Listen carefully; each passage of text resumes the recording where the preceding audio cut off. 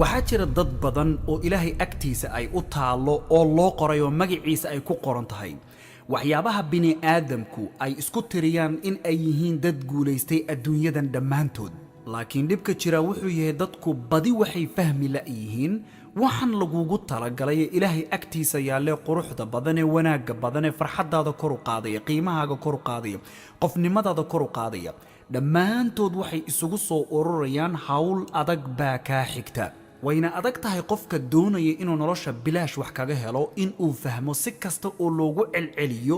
noloshu waxay u baahan tahay waa halgan waxay u baahan tahay waa dhabar adayg waxay u baahan tahay waa go'aan waxay u baahan tahay waa adkaysi waxay u baahan tahay waa cabsideeda ood wajahdid qofku wuxuu wax ku noqdaa waa marka adkaysi uu yeesho hawshan iyo shaqada uu qabanayo markuu adkaysi u yeesho wax kasta oo ku yimaadaba inuu diyaar u yahay in uu qabto xanuunkay doontaba ha lahaatee qof kastoo ina ka midaba guusha aynu doonayno inaynu adduunkan ka xaqiijinno oo gaarno si nolosheennu ay u noqoto nolol taya leh nolol macno leh nolol qofku uu ku farxo nolol naftiisa uu wax kaga bedelo nolol qiimihiisa qofnimo kor u qaada dhammaan waxay ku soo ururaysaa oo ay ka bilaabataa waa dhaqaaq haddaadan dhaqaaqin bartaasaa taagnaanaysa mar walba oo aad samaynaysid wixii aad weligaa samayn jirtay natiijada kuu soo baxdaana waxay ku soo ururaysaa weligaa wixii kuu soo bixi jiray haddii weligaaba aad si ahayd weligaa sidaad ahayd uunbaad ahaanaysaa ilaa aad beddeshid waxa maalin kasta aad samaysid waxa maalin kasta aad qabatid waxa maalin kasta aad ka fakartid noloshaadu isma beddelayso waayo isbeddelkeedu waa dhaqaaqaaga howlqabadkaaga fakarkaaga go'aankaaga haddii kuwa isbeddel uu ku yimaado natiijooyinka noloshaadana isbeddel baa ku imaanaya haddaad maalin walba shaqadii aad 2 sano ugu dambaysay aadaysid intee in leegbad rajo ka qabtaa in maalin uun maalqabeen aad noqon doontid ama dhaqaale ahaan qof isku filan financially independent inaad noqonaysid ma dhacayso way adag tahay waayo shaqadan aad aadaysid baa ku xadaysay haddii shaqada aad kordhisid oo saacadaha shaqaynaysid ay bataan ama shaqo kale aad ku dartid waa macquul laakiin inta shaqada aad taagan tahay suuragal maaha isbeddel inuu dhaco inta aad soo shaqaysaa waa intaad biilatid inta musqusha aada waxba kuma soo harayaan hadday kuu soo haraanna wax yar oon macno lahayn oo inta tan kale aad sugaysid kaasii baxdoon baa ku soo galaysa taa micnaheedu ama nuxurka hadalkaygu wuxuu yahay si walba oo aad meel noloshaada u taagan tahay waxa aad maalin walba samaynaysid uunbaa natiijadoodu mar walba soo noqnoqonaysa ilaa waxa aad samaynaysid isbeddel uu ku dhacana isbeddel kuma imaanayo waxa adigu aad doonaysidna inay suurtagalaan way adkaanaysaa qofku kama guul gaaro wuxuusan diyaar u ahayn ma xaqiijin karo hadaf uusan ogeyn waxa uu yahay dhammaanteen su'aasha inoo taalla waxay tahay maxaan sideedaba u baahnahay si aan hadafkan u xaqiijiyo si aan guushan u gaaro si aan riyadan u rumeeyo waana meesha videogani uu ku yimid 5 waxyaabood oo qofku ay tahay inuu diyaar u noqdo lagama maarmaan u ah in qofku uu wajaho haddii uu doonayo inuu guul gaaro midda koobaad waxay tahay dad badanna aan ogahay inay ku culus tahay dhib ku tahay in samayn kartaana ay fara ku tiris noqon doonto inaad habeenkiina goor dambe seexatid subaxiina goor hore aad kacdid waqtigan maanta aan joogno dadku badi telefoonada iyo telefishinada ay ku dhafraan shukaansi bay ku dhafraan macna darre ku dhafraan laakiin markay noqoto qofka horumarkiisa ama in la yiraahdo hurdadaadu waqtigii aad 8 saac seexan jirtay haddaad 4 seexatid hubaal inta kalena aad dantaadii hadafkaaga gelisid meel baad gaaraysaa isla markaba qofku wuxuu ku oranayaa dhiigayga dhacaya oo dhakhtar hebel baa wuxuu sheegay dhakhtarada caalamku waxay yiraahdeen 100 qiil buu keenayaa marmarsiin ma weydan naftu markaysan doonayn inay wax qabato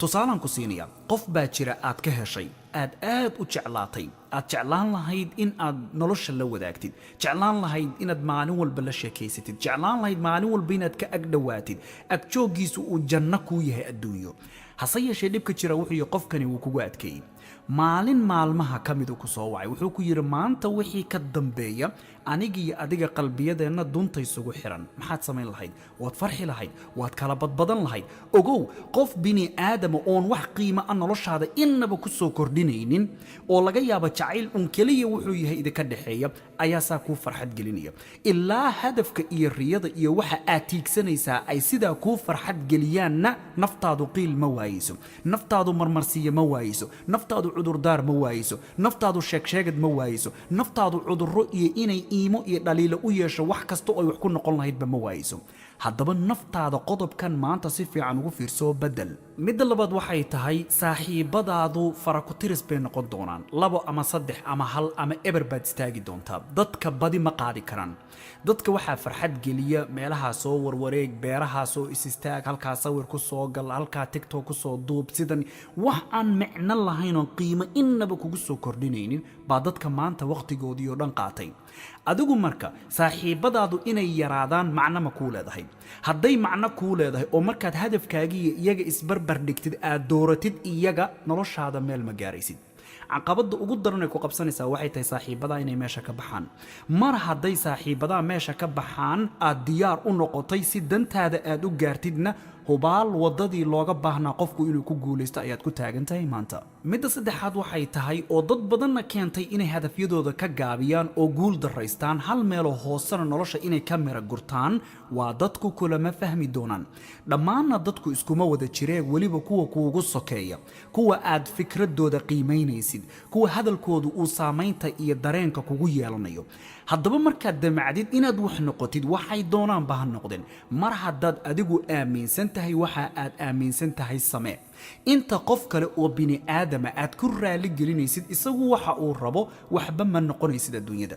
waxa adigu aad samaysaana waxay noqon doonaan waxay iyagu uun ku fareen waxay iyagu uun ku sheegeen waxay iyagu uun la tahay ugu waxay la tahay ma ahane waa waxay adiga kula tahay waayo noloshaan adiga iska leh caqabada afaraad ee qofka doonaya inuu guul gaaro maanta hortaalay tahay inuu u diyaar garoobo wajaha waa singalnimadaad ku raagi doontaa ma sheegin qof nasiib badan inaad tahay oo ilaahay kula kulmiyo qof wanaagsan oo hadafkaaga kula fahma laakiin 99% dadka maanta jooga hadafkaaga kula ma fahmi doonaan qofku dareenkiisa iyo dantiisa iyo isagu siduu rabo uun baa wacad oo muuqata markaad guursatid in badanna waa laga yaabaa inaad ogeyn reero badan baa waxay ku dumaan ninkaygu waqti ilama qaato ninkaygu waqti caruurta ma siiyo hadduu ninku macna darro iyo fadhi ku dirir iyo siyaasad iyo qashinka ku maqan yahay waa la gartay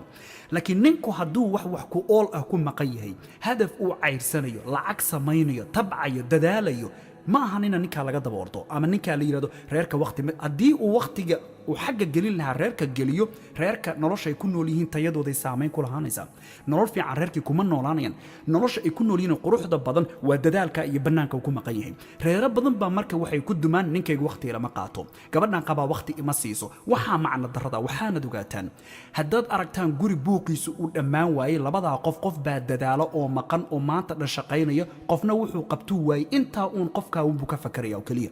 taasaana keenta guriga inuu muran socdo noqdo haddaba caqabada ah in maanta aad guursatid adigoo hadaf cayrsanaya ogow inay ku sugayso hadafka ama waad ka gaabin ama gurigaas ku dumi doona caqabada shanaad ee qofka doonaya inuu guul gaaro hortaala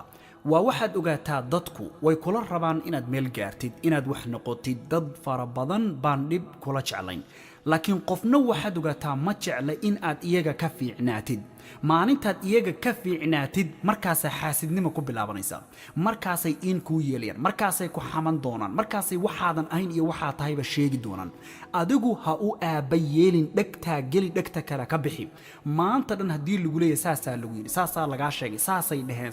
dhagtaa geli tan kale ka bixi danahaaga ka raaco waayo dadku sidoodaba qofku marka uu ka fiicnaado markaasay xaasidnimo taabataa markaasay inay ku dhaliilaan ay timaadaa markaasay ku durayaan ogow marka tana waxay keentaa dad badan inay shaki iyo tuhmo geliso oo naftoodii iyo waxay qabanayaan xataa ka shakiyaan waayo waxay ku dhigayaan waxyaabo badan oo ku jalaafaya waxyaabo badan oo aad ku koftid waxyaabo badan oo adiga ka shaki geliya waxaad sameynaysid waayo hadafkan aad ceyrsanaysid wali maadan gaarin nihaayadiisa natiijadii meesha ugu dambeysay kuma soo bixin waad ceyrsanaysaa oo qura waxa lagu leeyahay meesha ku dambeyn doontaa waa sida waxa laga yaabaa marka fikirka sunta ahi in uu maskaxdaada uu ku furo tashwiish ka bacdina aad hadafkii ka gaabisid haddaba caqabadaha aan ku soo sheegay qof kasta oo damca inuu guul gaaro way hor yaalan inta aad aragtay ee guul gaartay maantana way ka wada tallaabsadeen umaynan aabba yeelin way dhabar adeygeen wixii la doonaa laga sheegay sidii la doonaa la yiri singalnimaday ku raageen war maad guursatid baa intaasoo sano dhinacyada lagala marayay maynan guursanin wax walba dib bay u dhigteen adduunyada markay waxay rabeen xaqiijiyeen ka bacdi bay wax kasta u sahlanaadeen mase ogtahay marka aad dhaqaale yeelatid markaad magac yeelatid marka muuqaagu uu qurxoonaado markaad role model noqotid baa bini aadamku kugu soo ordaan bini aadamka waxa aad ka rabtaa xataa markaasay sahlanaadaan laakiin markaadan waxba ahayn adoon waxba gacanta ku hayn baad iska guursan adoo laga yaabo inaadan hadafkaagii xaqiijinin ayaa bini aadamka hadalladoodiiba u sii jabtay taasuu noloshaaday dhaawac ku noqonaysa caqabadaha ma ahan inay qolo gooniya u yaalan qof kasta oo hooyo dhashay oo adduunkan yimid ba caqabadu waa hor yaalan qof kasta oo aad arkaysidoo guul gaarina caqabadaha dhammaantood iyo kuwo kaloo fara badan oo laga yaabo nafsi ahaan inay haystaan oo uu ka tallaabsaday buu heerka maanta aad aragtay ku gaaray haddaba naftaada weligaa dib ha eegine horay eeg gadaali kaa madow hortaadu ha kuu caddaato taasaa qofka biniaadamkay wax ku gaara biniaadamka intaad dhegaysanaysid oo hadalkooda u dhegdhigaysid weliba hadallada aan sheegaya kuma lihi biniaadamka ha dhegaysanin biniaadamka qaar la dhagaystaa jira kuwa la dhagaysto waa kuwa wax ku oolka ah kuwa adiga ku dhiirigelinaya kuwa ku dhaqaajinaya kuwa kula raba inaad meel gaartid kuwa kula jecel inaad wax noqotid laakiin kuwa aad ogtahay inay ku xasdayaan kuwa hadalladoodu ay iinta iyo dhaliisha iyo tashwiishka iyo maanta dhan cudur socda dadka ah noloshaada ka fogee oo ka jarhaan u dhagdhigin